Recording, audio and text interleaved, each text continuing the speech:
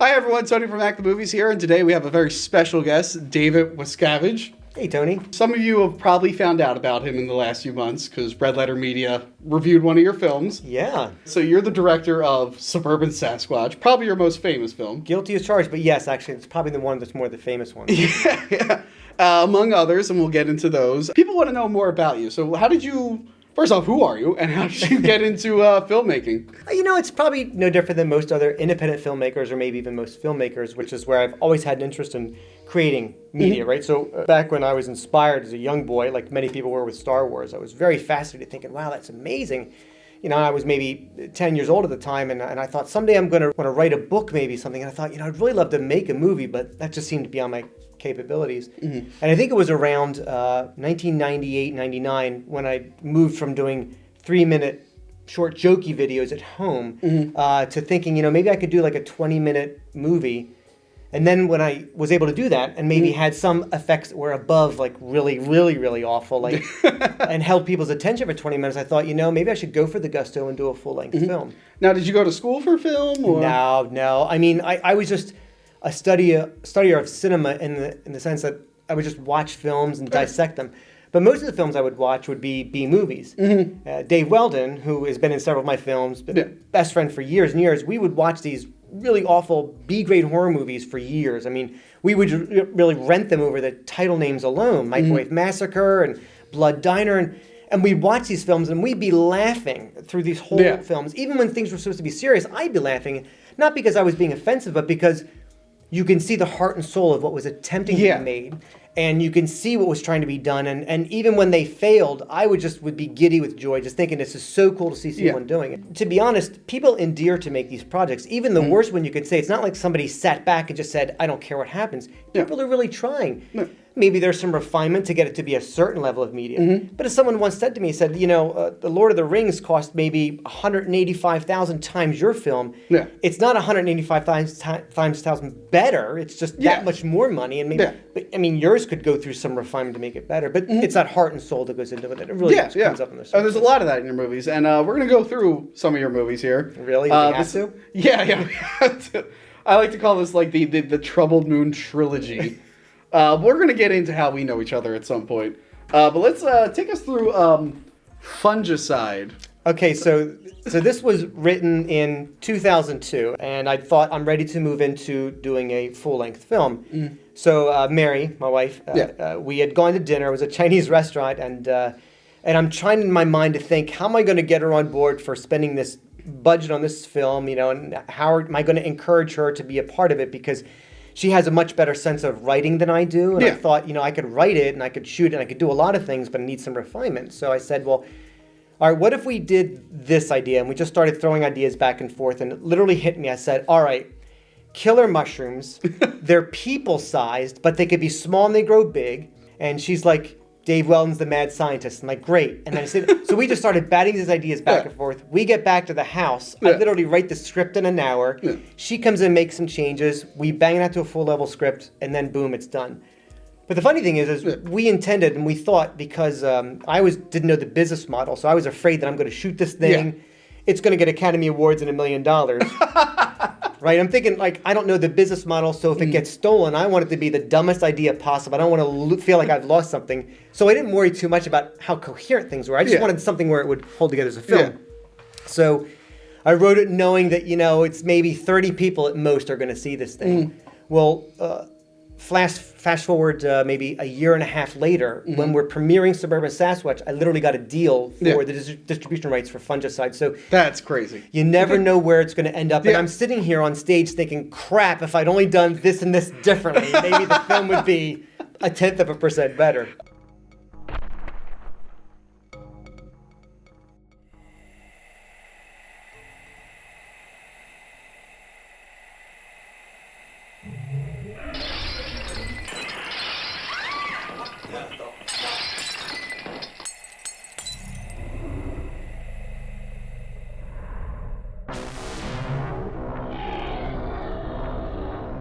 People really like that movie. I remember. I remember you saying people have drinking games every time the script is in the shot. I get emails and calls all the time. Do you know how often you sound like a smart ass? Or we did a drinking game with this. Did you know this shows up in this scene?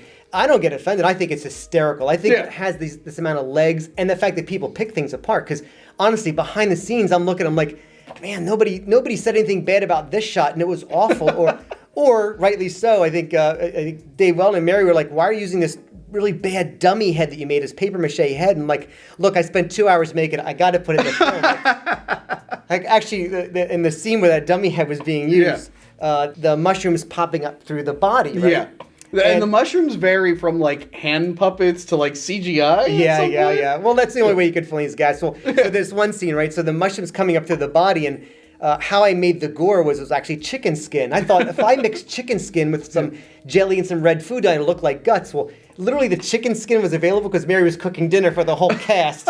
So she's cooking dinner. I'm like, I need more chicken skins. Running out in the backyard, right? Throwing this stuff together. And clearly it didn't work out perfectly. But you look at it now and you're like, how did you think you'd get away with that? And you're like, you see what happens. Right? Just try it. You like made all of that, right? Yeah. You like 3D modeled that and stuff. How did you get into that? Like, well, I actually bought the program thinking, maybe I can do this to make titles or something else.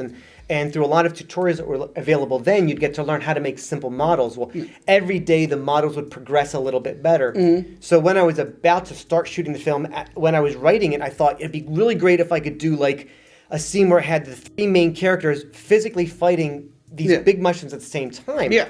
So I literally did a split screen with me in a backyard and 2 mushrooms, and they were really badly modeled, and they looked like these big stiff cylinders.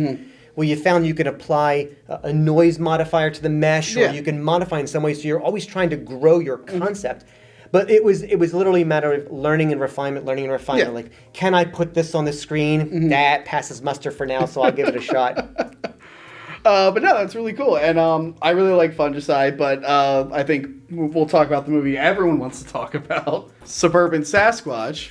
It's an awesome film. It's so good. And funny thing, as we're setting up, I told you to bring the Sasquatch outfit, which, to my shock, you still have. And apparently, this has not been opened since you filmed the movie? Literally 2004. I think about November 2004, it got stuffed in a bag, shoved under the bottom of the house. But yeah, it's been kept around. I kept it because I have 3 scripts written for the sequel. So I thought, when I'm ready to bring it out, I'll bring it out. Yeah, and I just want to show people, so we're not like fucking around, that there's still like leaves and stuff from the shot. This is the boot. This foot is so awesome. Yeah. See, now I drew this template on this foot, and I just shoved it to my dad. I'm like, hey, Dad, I need a foot. Can you cut it out of wood? He's like, how do I do a Bigfoot foot? Cheap labor, And we don't know where the head went, but we have the eyes. Yeah. Now, the head probably had a problem because it had, I think it's called mortician's wax. It's a special prosthetic wax that's used. Well, it's very sensitive to heat, so it's probably gotten mushed and smushed over the years. And one thing I didn't realize, because I watched this movie on the original DVD, which I have somewhere over there, where it's just a CD where you hand wrote the it wasn't until Red Letter's review where I realized Sasquatch has a dick. Oh, yeah. Where is it at? Where did it go? This is pretty much it. Okay. So this was my attempt. I think when I wrote the film, I thought I really want his aggressive nature to show. You're really fondling that. You're making me uncomfortable. I just want to make sure it's like picking up on camera, I swear. You can't miss it. Well, the funny thing was I really wanted like the male sense to come through it and to be aggressive. So I thought, I'm going to put some washers. I had a bolt and some washers, and I sewed it in the costume. And I thought, this thing's really going to be like hardly ever seen. It's going to be something, if anybody picks it up, it'd be really funny. Yeah. So Dave Weldon was in the costume for the first scene that was in there. And he literally comes to me after the scene was over. He goes, do you realize that there's... And he stops and he pauses and he's probably thinking, this guy made the costume. He knows exactly what he's talking about. He didn't say anything else. And all I said was, I'll take it out for the next scene. Because he said it just kept swinging and hitting. And it was just so distracting. That's probably why I didn't really notice it, because it's not in the whole movie. Yeah, but that's really funny. Art. See, high quality writing. Yeah. Now, one question they had in the video that a lot of people have: why does Sasquatch Bigfoot make the same sound over and over and over and over again?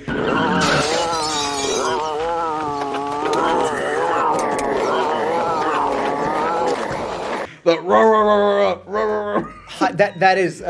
that is truthfully, it's because of limited time and having the slightest idea what he sounds like. I'm in post-production. I'm like, man, I got to come up with like 4 minutes of Bigfoot growls. I'm like, well, I can make the dog bark, but that's a dog bark. So I'm like, well, what if I just growled into a microphone and like drop the pitch, right? It speeds it up a little bit, right? So I'm doing after 3 minutes. I'm like, out of hell, was it good enough? kept looping it, like, it's good enough. No one's gonna say anything. The loop is like the funniest part. It's like, wow, he's really into that. Yeah. I want to talk about some of the actors in the movie. Like a lot of the actors, I'm assuming, because I've been through the same thing, they're mostly just friends of yours, right? Yeah. That film, was everyone a friend of yours, or did you? No, absolutely. I mean, everybody became a friend, obviously, but a lot of them were friends and relatives because. Number one, you want to surround yourself with people that you trust. You know, you're embarking on a journey. It's going to take a lot of time, a lot of effort. People have to sacrifice their weekends. You want people to have a good sense of humor. You're bringing them into your sphere, right? So they're around your family. And I actually met a lot of people. I got to the point where I was starting to put out ads in Craigslist and whatnot to say, hey, we're going to shoot this film. And I started to get so many people interested. I'd have to turn people away. I'd be interviewing people. The lead, there was this really, really sweet girl. Very nice, very beautiful. She was a model. Yeah. She's like, this film speaks to me. It comes across an important time in my life, and I really want to do this. And sounds fine to me. This was the Native American actress, This is the right Native American. Well, was she actually Native American? No, she was from Hawaii, actually. Okay. But that's fine, you know. That's fine. Look, it's not. Look, we're from Pennsylvania. I've never seen a Native American around here. They're very limited. Yes. And some of my criteria was, I wanted someone who obviously had a nice aesthetic to them, can carry themselves well, carry their lines. But she had me speak to her manager, and the manager's on the phone with me. She's like, well, I don't want her running through the woods. I can't see her jumping over leaves and twigs and logs. You have the scene with her. She's fighting with the log. I'm like, well, I'm not going to change the script. She's like, well, I'm not sure I'm going to ever do it. I'm thinking to myself, are you playing hard to get? Because I've never dealt with an agent before. I said, all right, well, you can tell her my perspective, and if she wants to do it, she'll reach out to me. So she didn't say anything, and that's fine because fortunately Sue Lynn came along, Sue Lynn Sanchez, who was amazing, sweet person, great friends, great personality. She was absolutely fantastic. And we joke because the first day that we were off of the interview process, I said, I'll meet you at the mall because we have to go through some costume ideas. So this is back when Uggs were famous. She's like, I love these Uggs. I think they'd be great. I'm like, that's fine, that's fine. So I bought like some of this clothing. I'm like, how about this? She's like, oh yeah, it'll fit fine. And one thing is funny is I bought this really cool like leather looking thin raincoat. And I figured it would flow when she swung around. Like it was really great action stuff.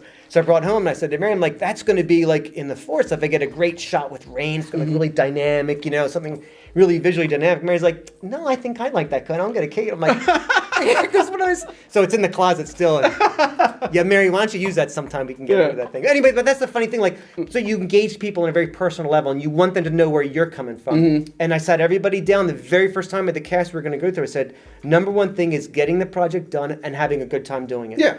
It's difficult. It's tense on a set, but you want people to be enjoying themselves. You want to be relaxed, and you want people to grow as well. So if they want to use this as a stepping stone in some way, stepping stone to a river, a bottom, I guess.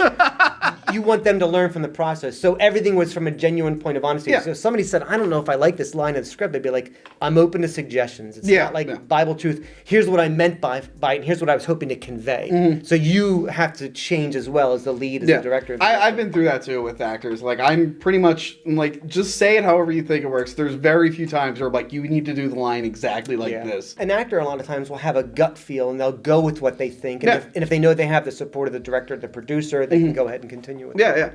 And like I said, Suburban Sasquatch is huge. I remember seeing it like in FYE and stuff. It got distribution, obviously. It's like a cult classic. And that tickled me pink, honestly. And that was my goal when I set out to make these films.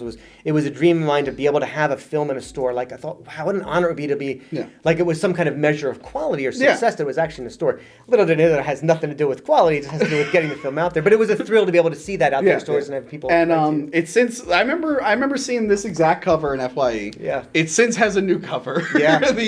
With a Sasquatch that doesn't really look like the one in the movie. Maybe you can get that mask if you do a sequel. Well, I know. Actually, the distributor sent me the copy, and he's like, I want some approval on how this looks and everything. And I'm like, I'm looking at this thinking, damn, the cover's better than the film. This is great. Like, wow, I have a friend who got distribution for 2 of his films. They're like black and white, like real low budget. And like, the covers look nothing like the people who are in the movie. Like, we have one called Half-Life Horror and Irradiated Saiyans. I did the effects work on it. And like Jimmy Superfly Snuka, the wrestler, is in it as like a Native American dude. But on the cover, it's like some whatever Native American stock person they had. It says a long idea about the ability to sell based on the visuals. Frank Frazetta is an artist, and a lot of his work in the 70s, late 60s, 70s, and early 80s was instrumental in getting these fantasy novels published. They put any kind of artwork that he did on the cover, and doesn't matter how bad the quality of the book was, these things would sell millions of copies. He's an amazing artist, but that shows you the compelling nature. Even to me, when I would see these bad titled movies, I'd be like, oh my, I gotta see this thing, you know? Yeah. It just draws you in. I used to love like going to like the video store with my grandfather and just picking like the dumbest B movies because the cover looked cool. Me too. And I would be so inspired. I would watch these scenes and I'd think, that was an awful scene. The first thing I think is, okay, well, how would you make it better? What would you do differently to try and change it around? Yeah. And now, Suburban Sasquatch, this is going to lead into how we know each other. So a lot of people now know who you are because of Red Letter Media, because that's how a lot of people find out about B movies these days is internet reviewers. Yeah. Because, you know, the video store is going down. Like, there's not many left. I mean, there's FYE and stuff, but, you know, they push the bigger movies. Sure. So a lot of people find out about these B movies through, like, internet reviewers, like, you know, him, Nostalgic, a lot of these people. And the funny thing about the Red Letter Media, which I love, I watched the Suburban Sasquatch review. I'm like, this is funny because I know the director. Like, this is one of the directors I actually know. And it's funny seeing them like have questions about what you're like, and I'm like, we don't know each other too well, but I'm just like, I actually know this guy. And the reason I know you is because in 2005, I went to a convention, and you were promoting Suburban Sasquatch. You and Juan. Yeah, Juan was his name? Juan Fernandez. Yeah, Juan Fernandez. That guy was. I don't know why that guy was. Why we like that guy so much. Because he did anything. Yeah, he did anything. Yeah. So yeah, I see Suburban Sasquatch, and I remember just talking to you. I'm like, oh yeah, I want to make movies and stuff, and you said you were local, and I'm like, oh cool. It wasn't like I could talk to anyone else. The only other indie filmmaker I remember, he had a movie called Jesus Christ, Serial Rapist. I don't know if I actually think I know that guy now, but I'm like, I wasn't going to ask to be in any of his movies.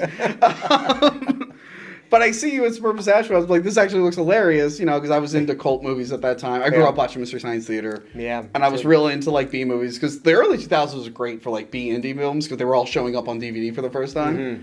So I remember you being like, I'm making another movie soon if you want to be in it. I'm like, holy shit, yeah, because I was like 14. I had never been in a movie before, outside of one I did for my friends. So then I ended up being in Zombies by Design.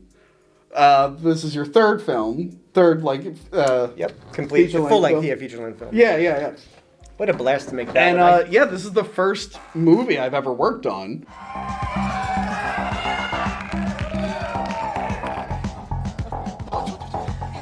And that's how I know you. And it was an awesome experience. I'm actually wearing the jacket that I wear in the movie.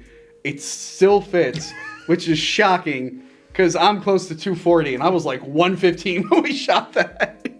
And the funny thing is you're what, 13, 14 years old back then? 12, yeah, I was like 14. Yeah, and I'm 28. Yeah. Yeah, 5, whatever.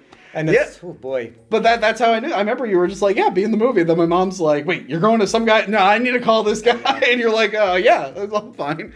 I brought my two friends, and we were zombies in it, and that movie was so much fun to do. What a great experience. It was a difficult day because we had multiple layers of shots. I really wanted to have a day where it was just zombies. Like, so doing a zombie film, just a little heads up for you. So much effort goes into makeup, if it's good makeup. Yeah. And crowd scenes and whatnot. Like, I had so many things going on at the same time, but I figured I could hack all these things. So I get to my parents' house to shoot this. We're going to shoot it in the backyard. I said, all right, Dad, Mom, I'm going to have food up here. We're going to move around different shots during the day. And I arrived, and people started to show up, and some stray angry dog comes running out from a neighbor's house. Oh my God. The thing is disrupting the scenes. I'm like, really? What an omen to how bad things go. I don't even remember that. Yeah, it's crazy. But I do remember your mom coming out and your friends coming out. I remember I was like, just hang tight till we get things to be shot. My friend, one of them I'm still really good friends with. Fantastic. I'm going to show him this. He's going to be like, what the fuck? That guy's But no, that was such an important day for me because we've like rewatching the film. I'm like, holy shit! Most of the film was filmed on that day. Isn't that funny? Look at these bits and pieces come back. But you guys were great. I mean, it was wonderful because you need people who want to be involved and really listen. And you guys were fantastic. You were open to anything. You had the concept right down there. Yeah, it was so much fun, and I've learned a lot from that because I ended up, going to film school, and my senior thesis, we had to film like a couple racing scenes.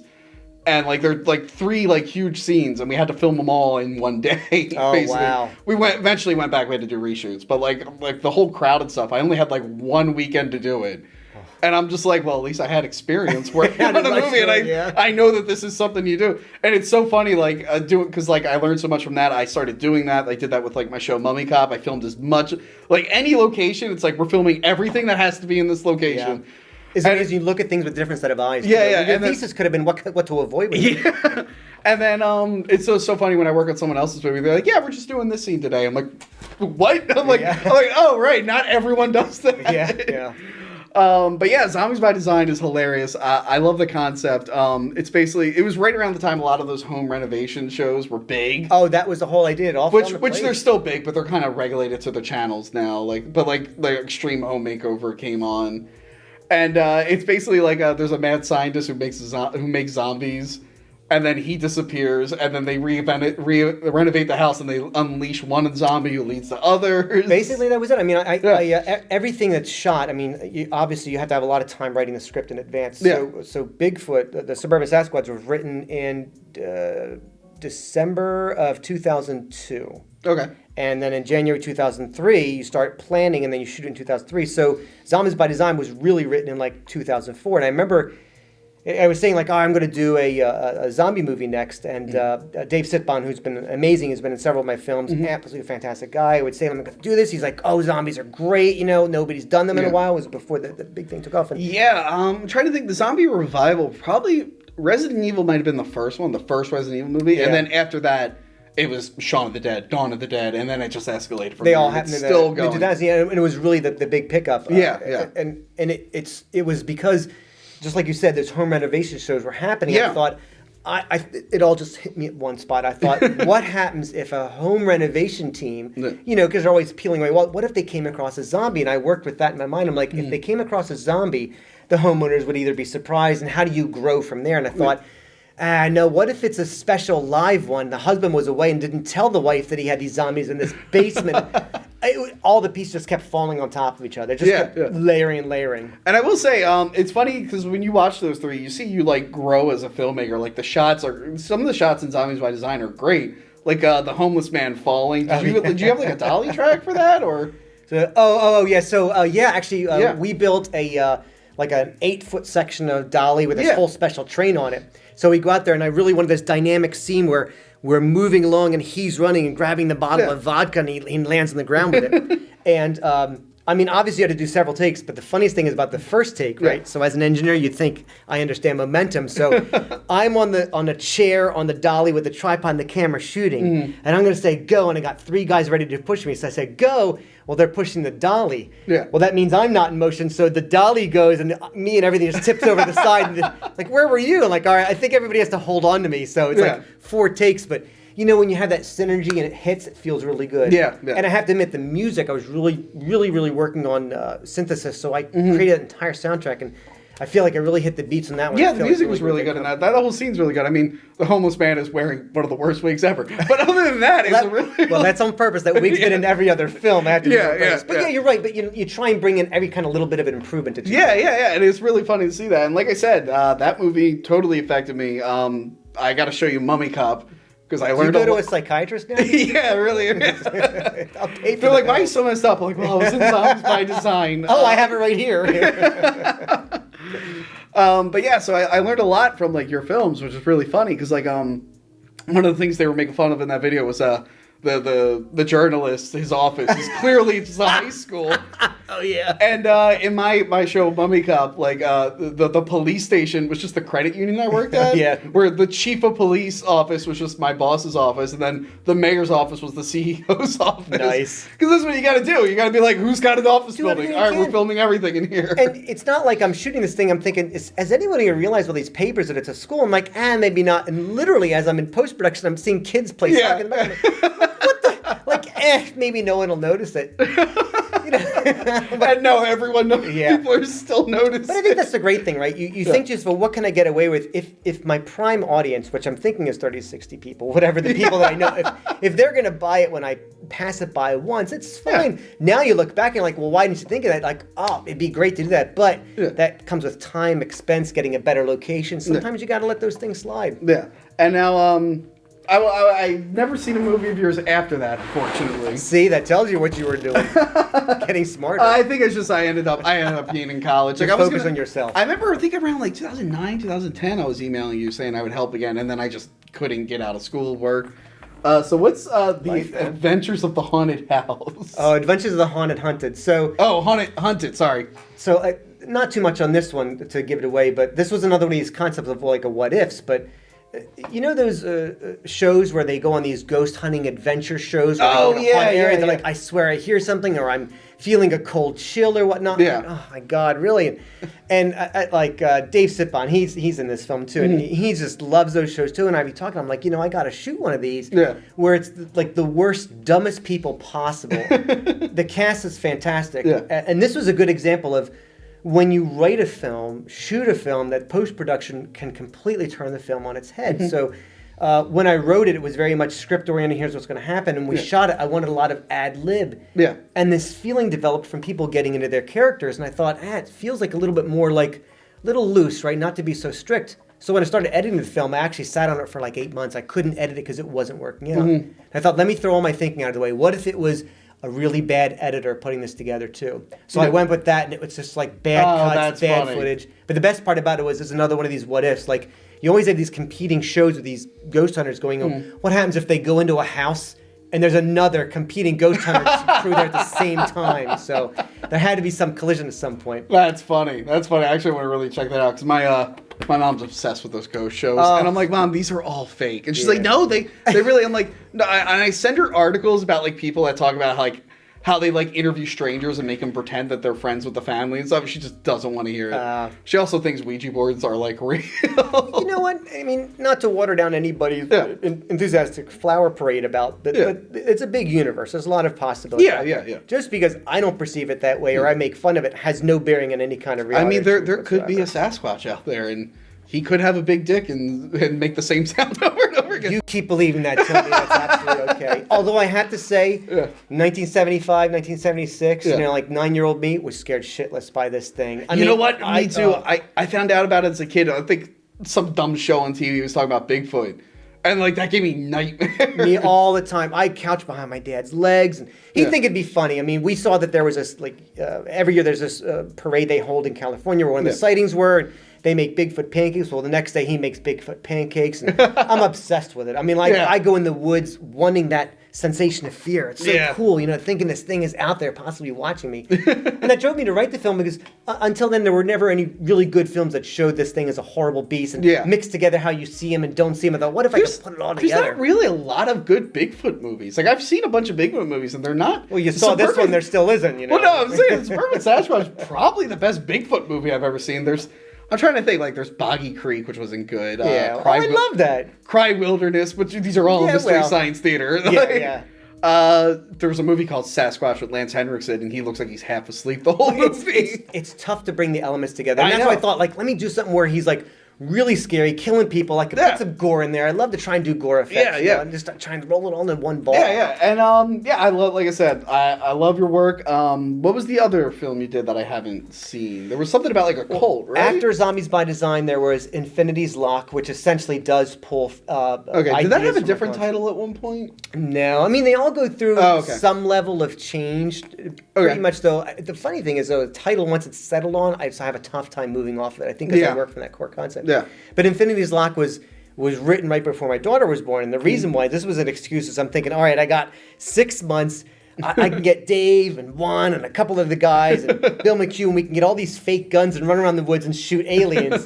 So I'm writing this thing, and it was fun because we had all these dog tags, and it was great in the woods, but the footage was ruined. I had all this blue screen footage that had bad edits in it, so I had to repair all this footage. It took me 3 years to put it together. I remember it took a while for it to... Yeah. And then I did Malevolent Ascent, which was... That's what I'm thinking of. Okay. That's the one I think I remember. That was really great in that the special effects, I really reached this new level. I really loved doing it. I mean, there's still standard definition quality, but I really did a great job with layering and understanding depth of field and putting a lot of stuff in there. It was really cool. Yeah, and so let's see. You've done Killer Mushrooms.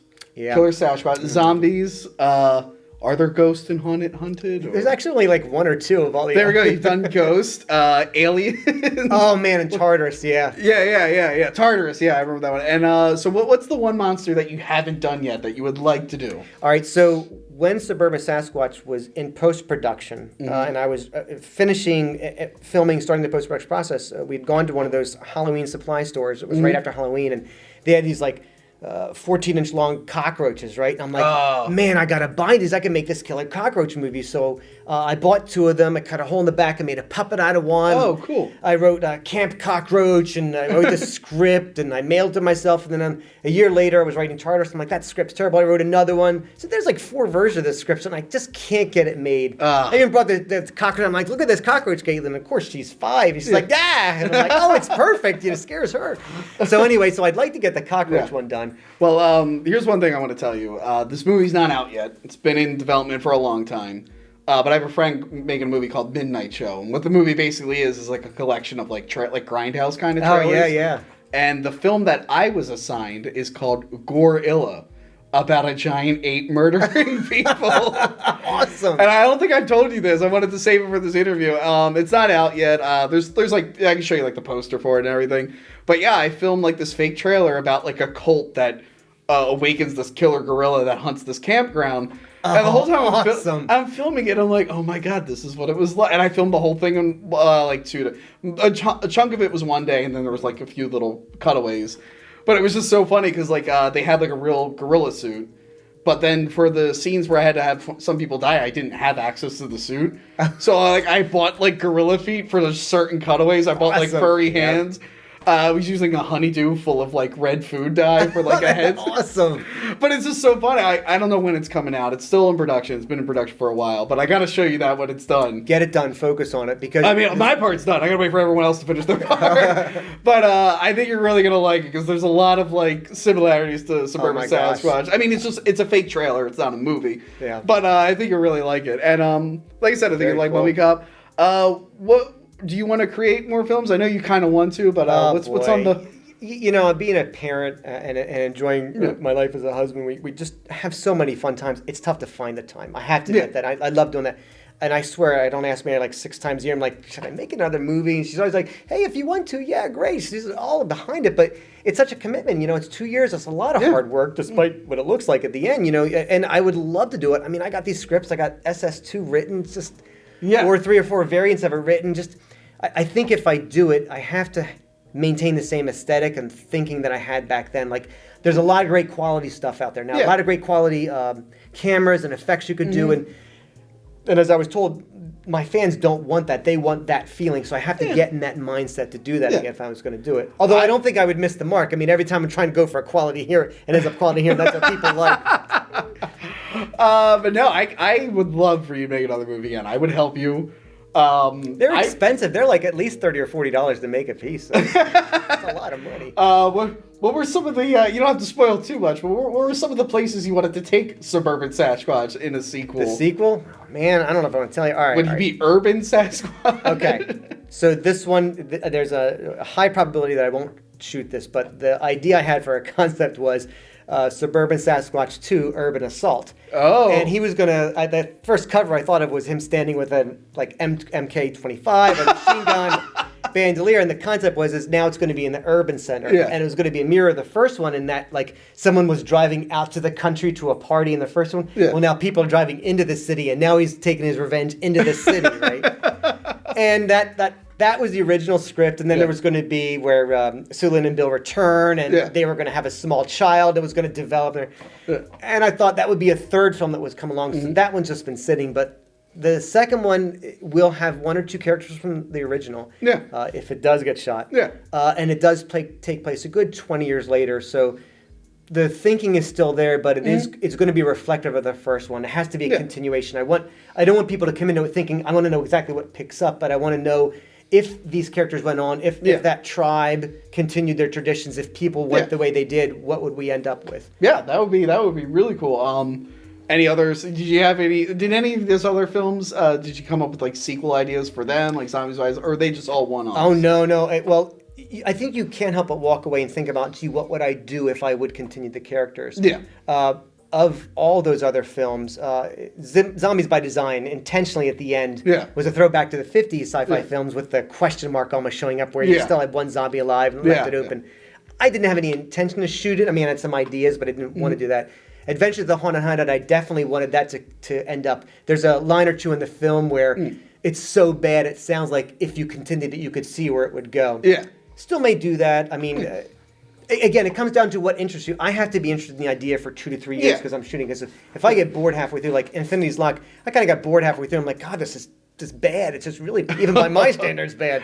Man, I'm just not interested in what these characters are saying, and I wrote the damn script. But for SS2, I mean, there's a lot of thinking that's going into now, right? Visually, I could do a lot that brings a lot of fun to it, but the question is am I going to start getting into the area where I know it's corny? I'm saying it's because of corny. Is it going to come out corny? And then you lose some of the joy of like, did that character really say that? That's just awful good and awful bad, but so great in some ways, right? Like these operatic statements that nobody says in real life, like you're baiting a suburban, like you're baiting Bigfoot with a piece of meat hanging from the hook. The reporter's like, does that really work? It's like, gosh, would you really say that? We'd be like, this is absurd. I shouldn't be reporting on this. Like, the reality sinks in on so many levels. It's funny, but the characters are earnest. Like, you want to maintain that. So we'll see. Send your donations to me and I'll make Suburban Sasquatch too. Or pay me not to shoot it. That's an alternative. If you don't want a Suburban Sasquatch film. But people can buy your films still, right? Yeah, online? Trouble Moon Films, I mean, I have to update the website. It's a little bit older, I guess. Hey, I wrote it when HTML was like something I could do that was cool. But no, the site does sell DVDs. I love the idea of intangible media. I may move into online sales again. I did video years ago. I might go into Amazon Prime.